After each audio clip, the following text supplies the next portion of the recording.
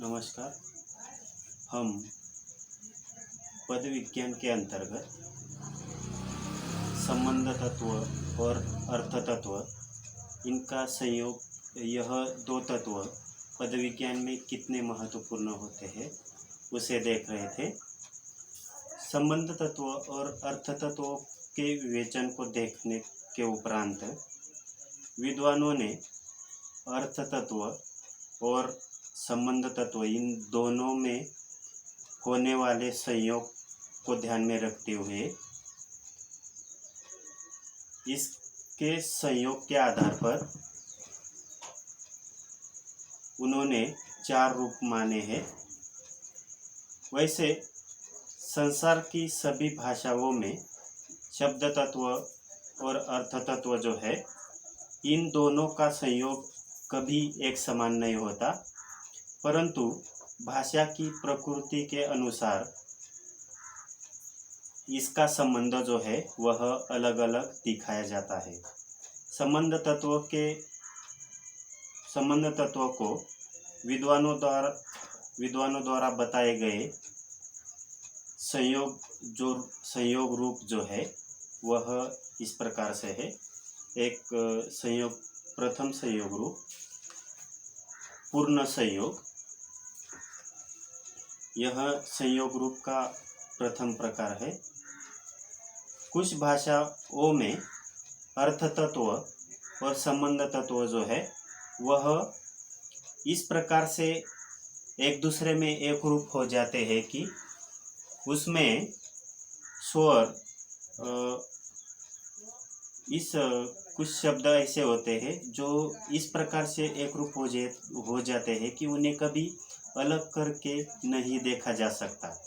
एक ही शब्द एक ही साथ संबंध तत्व और अर्थ तत्व जो है उसको प्रकट करते हैं। जैसे कत्ल यह शब्द है, इस शब्द में यदि स्वर और व्यंजन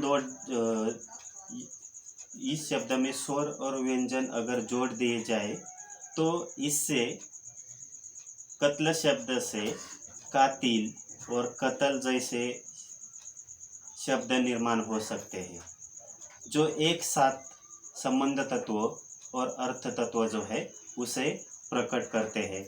हिंदी भाषा में अध्यापक, घर, राजा यह ऐसे शब्द है जो एक वचन से बहुवचन में आते समय कोई परिवर्तन नहीं लाते।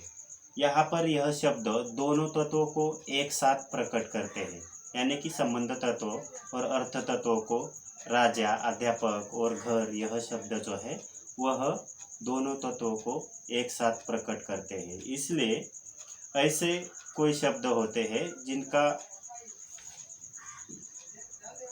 जो दोनों तत्वों को एक साथ प्रकट करते हैं, इसलिए पूर्ण संयोग जो है वह रूप, यानी कि संयोग रूप का एक प्रमुख रूप माना जाता है संयोग का। दूसरा अपूर्ण संयोग।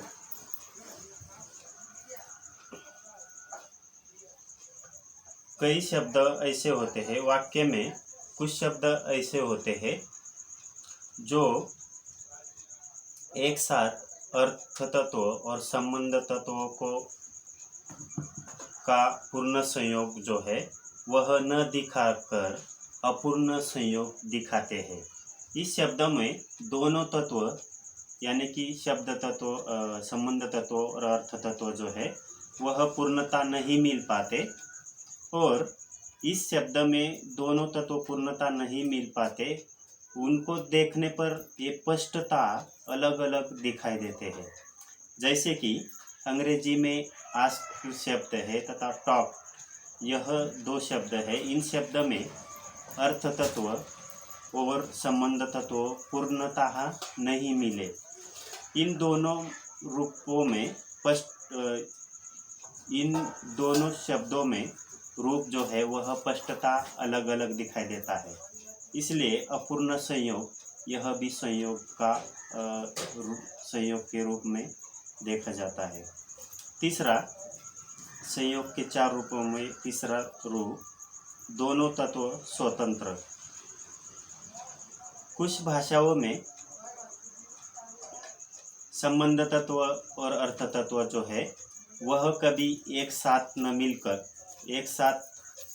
मिलकर प्रस्तुत नहीं होते हैं।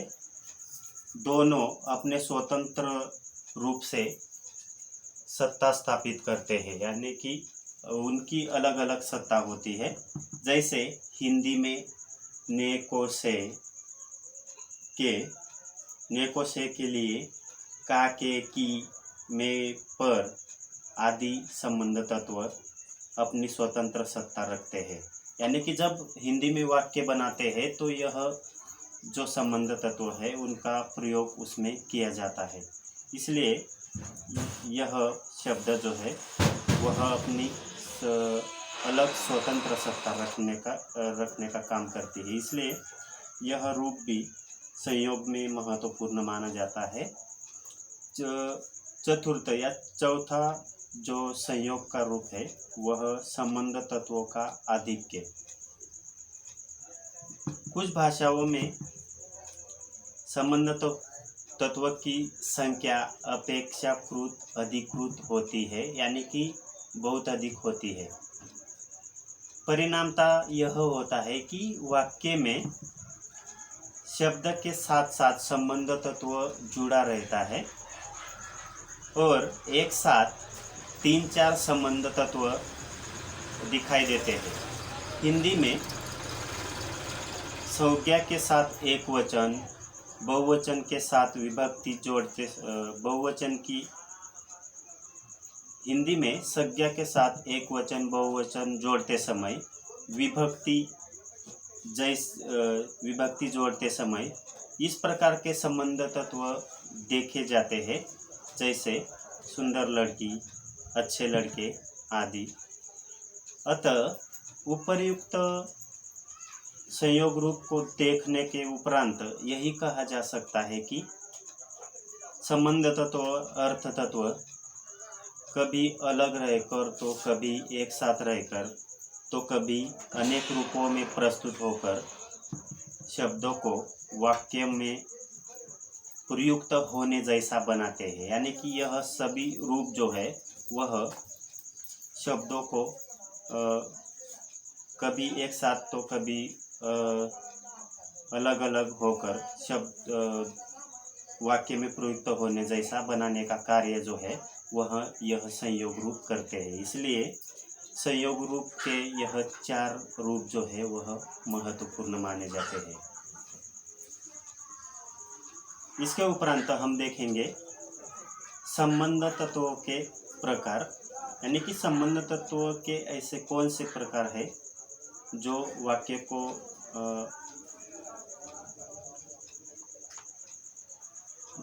वाक्य में शब्द जो है या वाक्य को पूर्णतः सार्थक बनाने में अपना योगदान देते हैं।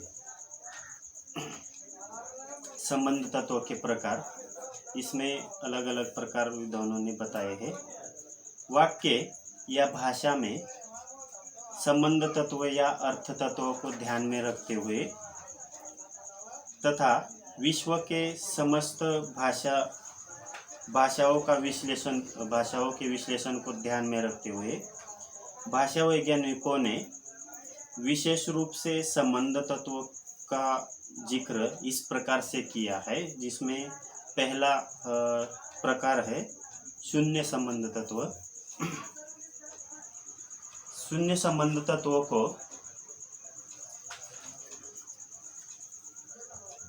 जीरो एलिमेंट्स कहते हैं। शून्य संबंध तत्वों को जीरो एलिमेंट्स। शून्य तत्वों का अभिप्राय यह है कि वाक्य में कोई शब्द या धातु अपने मूल रूप में होते हैं, फिर भी व्याकरण के संबंधों को बनाता है। दूसरे शब्दों में कहा जा सकता है कि कभी कभी एक वचन में बहुवचन करते समय शब्दों में संबंध तत्व नहीं नहीं जोड़ते, लेकिन उन शब्दों में एक वचन से बहुवचन करते समय जो का तो जोड़ दिया जाता है और ऐसे समय वहाँ शून्य संबंध तत्व दिखाई देता है या शून्य संबंध तत्व काम करते हैं। जैसे हिंदी में अध्यापक, राजा, घर, यह जो शब्द है, इन शब्दों का एक वचन से बहुवचन करते समय कोई परिवर्तन नहीं होता, उनका प्रयोग जैसे का तैसे होता है, यानी कि शून्य से वहाँ पर शून्य संबंध होता है।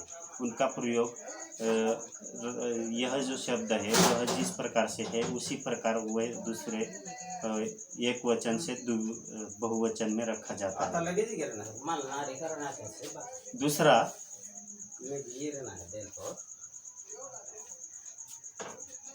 शब्द स्थान। संसार की समस्त भाषाओं में वाक्य में पदों का क्रम जो है वह निश्चित होता है, उसके अनुसार ही वाक्य का अर्थ समझा जा सकता है। हिंदी भाषा में वाक्य का शब्द क्रम कर्ता, कर्म, क्रिया है, किंतु अंग्रेजी में इसका शब्द क्रम जो है वह बदल जाता है। अंग्रेजी में कर्ता, क्रिया, कर्म इस प्रकार से उनका क्रम होता है।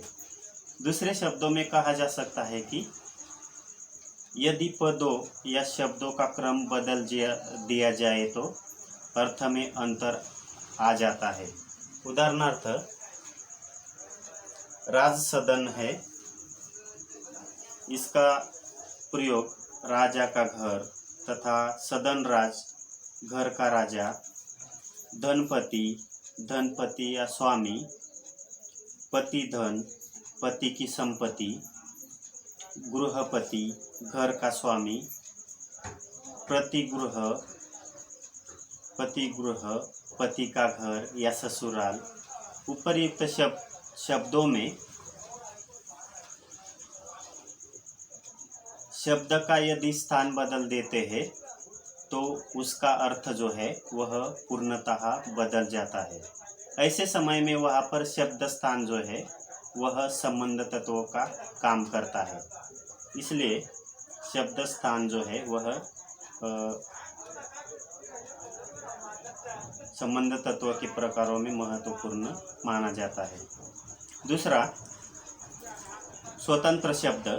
संसार में ऐसी बहुत सी भाषाएं हैं जिनमें स्वतंत्र शब्द जो है वह संबंध तत्वों का काम करता है। हिंदी भाषा के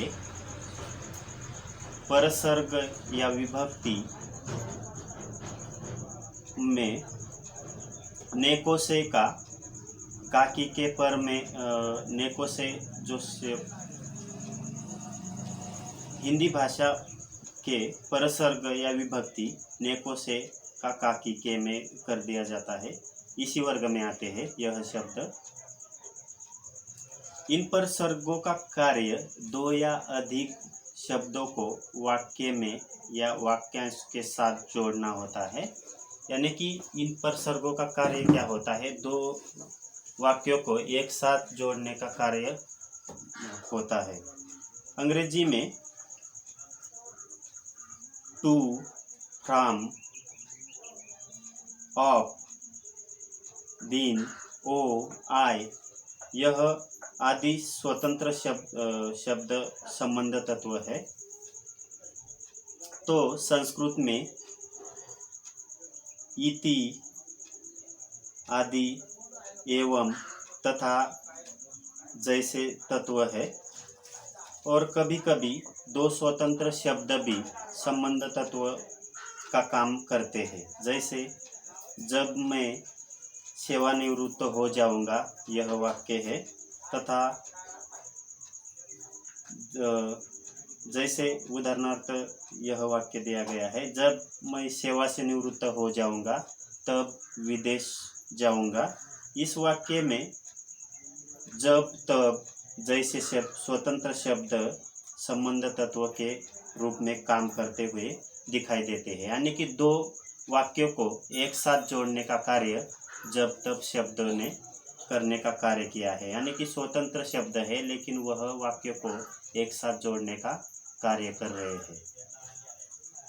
इसके इन शब्द के अलावा यदि, तो, यद्यपि, तथापि, जो, तो तथा ये अंग्रेजी के if, them, neither, nor, either और आदि जो शब्द है वह स्वतंत्र शब्द संबंधता तत्वों का काम करते हैं।